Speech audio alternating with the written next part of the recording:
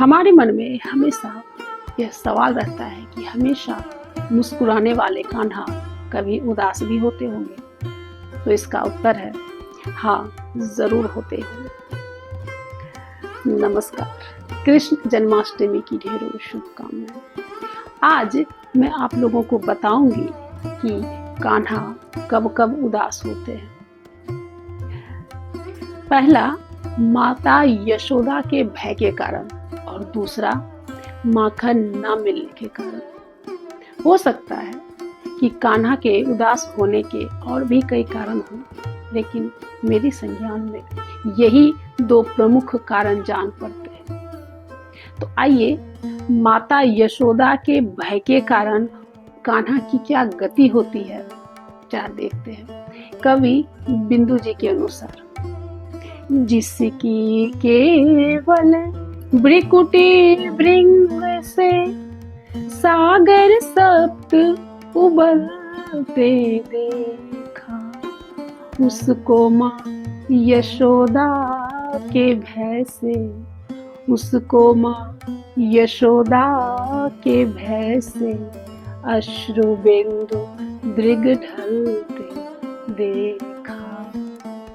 मतलब ये कि जिस नारायण के भ्रिकुटी यानी भौं टेढ़ी करने मात्र से सातों समुद्र में सुनामी आ जाए, ऐसे कान्हा, ऐसे नारायण माता यशोदा के भय से अपनी आंखों से आंसू गिरा रहे। यह कारण तो जगत विख्यात है, लेकिन दूसरा वाला कारण माखन न मिलना, ये शायद ही किसी को पता हो। तो चलिए आज हम इसी की खोज पर निकलते हैं। तो चलिए मेरे साथ इस यात्रा पर। एक दिन हम अपने परिवार के साथ एक छोटी सी नौका पर विहार पर निकले थे। समुद्र की लहरों के साथ डूबते उतरते हम एक पहाड़ी पर पहुंचे। उस पहाड़ी पर भक्तों की भीड़ थी और वहां माता दुर्गा की एक विशाल मूर्ति थी और एक सुंदर सा मंदिर भी था। हमने माता के दर्शन किए और पुजारी जी पूजा करने में व्यस्त थे और अनुराधा पौडवाल जी की भजनें वहां बज रही थी। माता के दर्शन के बाद हम बाहर निकले तो सामने कृष्ण कन्हैया जी की भी एक सुंदर सी मूर्ति थी, अद्भुत, अलौकिक। प्रथम दृष्टया तो लगा ही नहीं कि वह मूर्ति है। मैंने गौर से देखा तो वह 15-16 साल का एक किशोर था और ग्वाले के रूप में था। मैंने उसकी भाव को पढ़ते हुए उसके करीब पहुंची तो मैंने ऐसे ही उनके भाव को पढ़ते हुए कहा कि कान्हा आखिर उदास क्यों है। तो पीछे से पुजारी जी की आवाज आई, क्योंकि कान्हा के पास माखन नहीं है। तो मैंने उसी वाक्य को दोहराते हुए कहा, माखन नहीं है। और इतना कहते ही मेरी आंखें खुल गई। मैं झट से उठ बैठी, सोचने लगी कि क्या यह सपना था, लेकिन अभी भी मेरे कानों में वही वाक्य दोहरा रहा था, कान्हा के पास माखन नहीं है। मैं कुछ समझ पाती इसके पहले ही मेरी आंखें झड़ आंसू से बहने लगी। मैंने हाथ जोड़े और ईश्वर से कहा, हे भगवान, आप जो संदेश मुझे देना चाहते हैं वह मेरे तक पहुंच रहा है। मैं आश्वस्त करती हूँ कि कल से आपको माखन का भोग लगाऊंगी, क्योंकि मैं अपने घर में अपने लड्डू गोपाल को मिश्री का ही भोग लगाती थी, क्योंकि मेरी सासू माँ हमेशा से ऐसे ही करती आ रही थी और मैं ऐसे ही फॉलो कर रही थी। चलिए इस कहानी को हम शुरू से समझते हैं। कुछ वर्ष पूर्व जब हम कंपनी क्वार्टर में शिफ्ट हो रहे थे तो मेरी सासू माँ अपने घर से भगवान की कुछ तस्वीरों के साथ लड्डू गोपाल को भी साथ लेके आ गई। मैंने बड़े ही जतन से लड्डू गोपाल को अपने पूजा रूम में स्थापित किया।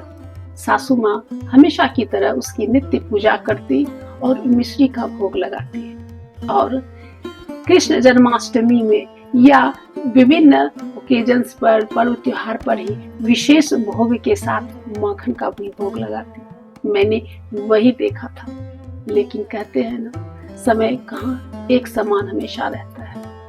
पिछले 1-2 वर्षों से वह लड्डू गोपाल की सेवा में निःशक्त हो गई थी, तो उसका कार्यभार मैंने संभाल लिया था और मैंने वही किया जो मेरी सासू माँ कर रही थी। लेकिन इस घटना के बाद मैंने लड्डू गोपाल को माखन प्रसाद के रूप में चढ़ाना शुरू कर दिया।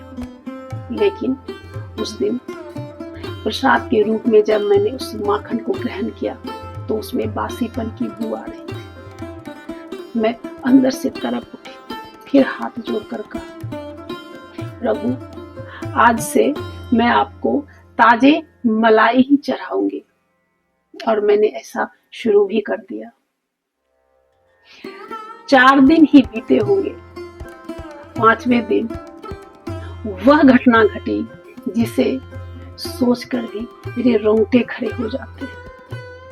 5वें दिन जब मैं सुबह ध्यान में थी और 15 मिनट ही बीता होगा कि एक लगभग 5 वर्ष का बच्चा सेकंड के 10वें हिस्से में वह मुझे खिलखिलाता हुआ दिखा और उसका स्वरूप अलौकिक था, अनुपम, अद्भुत, यानी शब्दों से परे।